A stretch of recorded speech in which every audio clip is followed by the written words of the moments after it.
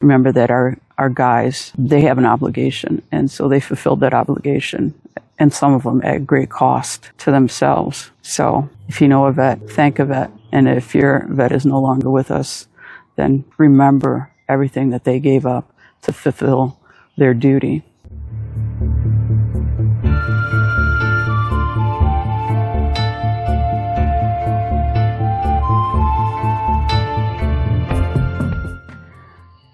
With Memorial Day coming up, I thought I would just share a little bit about my brother. My brother was a Vietnam vet.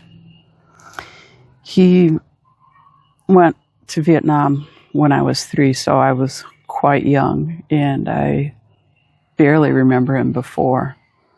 And of course, at the time, I was much too young to understand about Vietnam. All I knew is that my brother was going somewhere far, far away, farther even than Florida, and it was no place that you could drive to either, but it was just someplace far away, and he'd be gone for a while.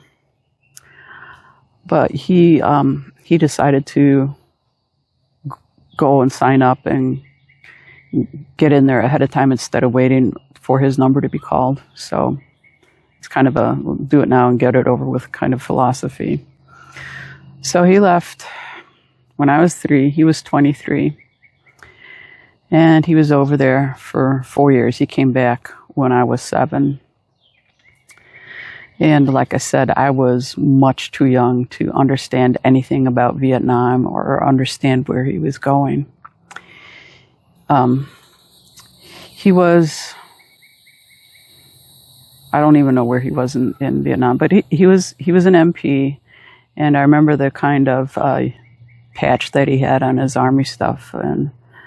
And I remember there was like at least one time when he came home on leave for Christmas. He visited us one time. But yeah, I guess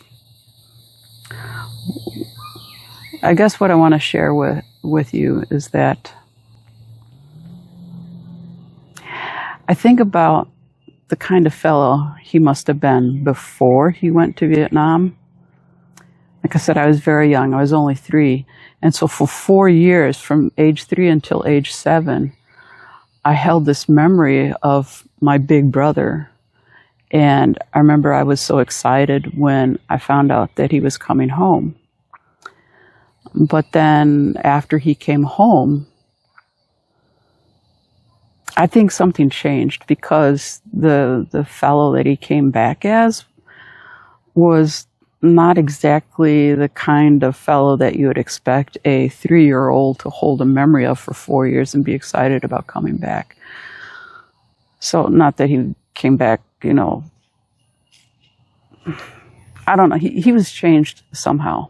And I don't really recall him talking about what went on over there, what he saw, or anything like that. But somehow he changed. And I think war does that to people. I don't know how much combat he saw or anything. Like I said, he was an MP, so I guess it wasn't like he's on the front lines per se, dodging bullets, but I have no idea what his role was beyond that, or, how much action, whatever he saw. But yeah.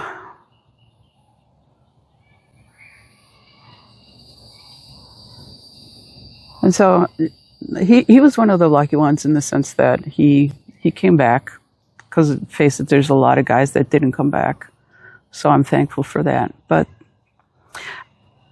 I don't know if it's what we would call now PTSD or whatever, but somehow something in him changed, and he's kind of, I don't know, maybe more morose, he was always kind of a private guy to begin with, on the introverted side. I understand that, but it just seemed kind of to be more extreme, I guess, after he came back. But he came back and he got married and had a family and all that. And apparently led, successful enough life.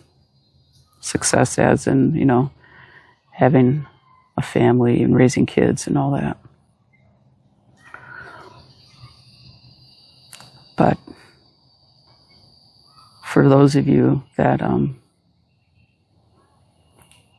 have loved ones that served in the military and didn't make it back, I hope that you will honor their memory this Memorial Day. And I guess that's all I have to say. But even if you don't agree with the war that our soldiers are in, a lot of people disagreed with the Vietnam War. You can disagree with the Korean War, disagree with, any one of the Middle East wars, whatever. Even if you disagree with the war, don't forget that our soldiers are obeying their chain of command. So at least try to keep your feelings about the war separate from your feelings towards the soldiers.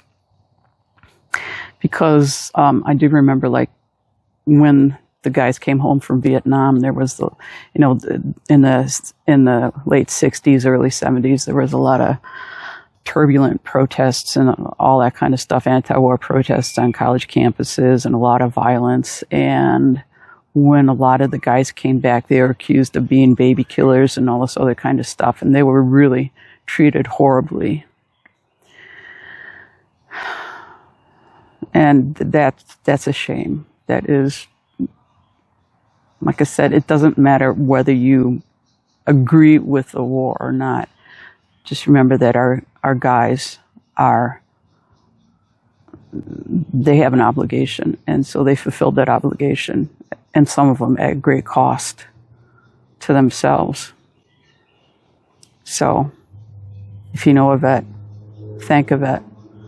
And if your vet is no longer with us, then just remember everything that they gave up to fulfill their duty. And that's all I have to say. I'll talk to you later. Bye.